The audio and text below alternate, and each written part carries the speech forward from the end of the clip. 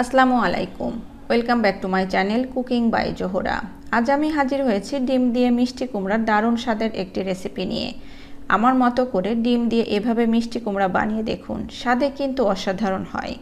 মাছ মাংস কিছুরই প্রয়োজন হবে না, এই এক পদ দিয়েই খাওয়া হয়ে যাবে। আশা করছি আপনাদের ভীষণ ভালো লাগবে। আমার চ্যানেলটি সাবস্ক্রাইব করা না থাকলে চ্যানেলটি সাবস্ক্রাইব করার অনুরোধ রইল। তো চলুন চলে যাই মূল রেসিপিতে।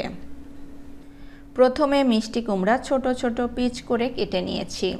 আরও নিয়েছি একটি আলু। আলুটাও ছোট ছোট পিচ করে কেটে নিয়েছি। এরপর একটি বাটিতে একটি ডিম ভেঙে নিয়েছি। ডিমটার মধ্যে দিয়ে দিব সামান্য একটু লবণ, সামান্য একটু লাল মরিচের গুঁড়া, 1 চা চামচ বেসন। এরপর ডিমটাকে খুব ভালোভাবে ফেটিয়ে নিব।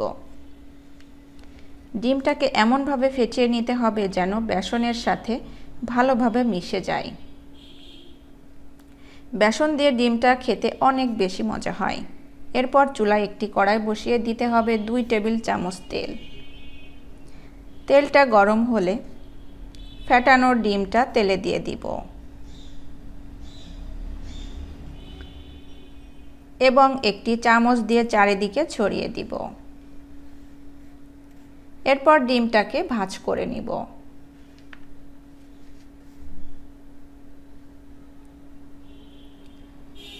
তারপর ছোট ছোট টুকরা করে কেটে নিব। ডিমটা ছোট ছোট টুকরা হলে দেখতে ভালো লাগবে।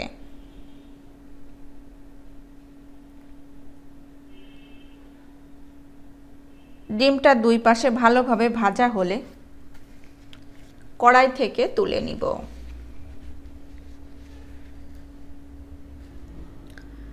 এরপর ওই তেলের মধ্যে আরও দিব 2 টেবিল চামচ তেল। তেলটা গরম হলে সামান্য একটু আস্ত জিরা দিয়ে দিব। আরও দিব একটি পেঁয়াজ কুচি, 5-6টি কাঁচামরিচ ফালি। এরপর এর মধ্যে দিব সেই আগে থেকে কেটে রাখা আলু। আলু সিদ্ধ হতে যেহেতু একটু সময় লাগে তাই আগে দিয়ে দিব। এরপর আলুটাকে কিছুক্ষণ ভেজে নিব। তারপর এর মধ্যে অ্যাড করব 1 চা চামচ লবণ। লবণটা দিয়ে আরও একটু ভেজে নিব। তারপর অ্যাড করব 1/2 চা চামচ রসুন বাটা, 1/2 চা চামচ জিরা বাটা, 1 চা চামচ হলুদের গুঁড়া, 1/2 চা চামচ লাল মরিচের গুঁড়া। এরপর সামান্য একটু পানি দিয়ে মশলাটাকে ভালোভাবে কষিয়ে নিব। মশলাটা ভালোভাবে কষিয়ে নেওয়া হয়ে গেলে তার মধ্যে দিয়ে দিব সেই কেটে রাখা কুমড়া এবং সব কিছুর সঙ্গে মিশিয়ে নিব।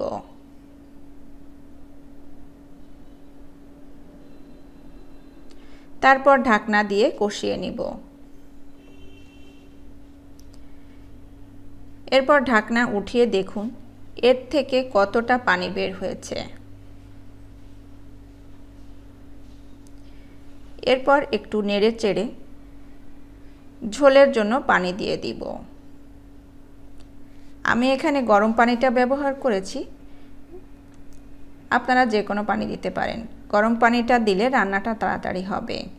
তারপর ঢাকনা দিয়ে ঢেকে তরকারিটাকে কিছুক্ষণ জাল করে সিদ্ধ করে নিব। এরপর ঢাকনা উঠিয়ে দেখুন প্রায় সিদ্ধ হয়ে গিয়েছে।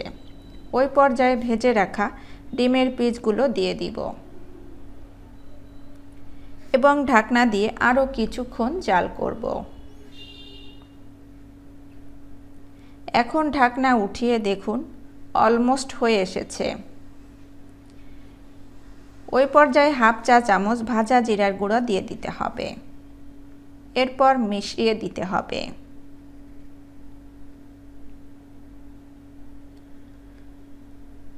ভালোভাবে মেশানো হয়ে গেলে চুলা থেকে নামিয়ে নিতে হবে।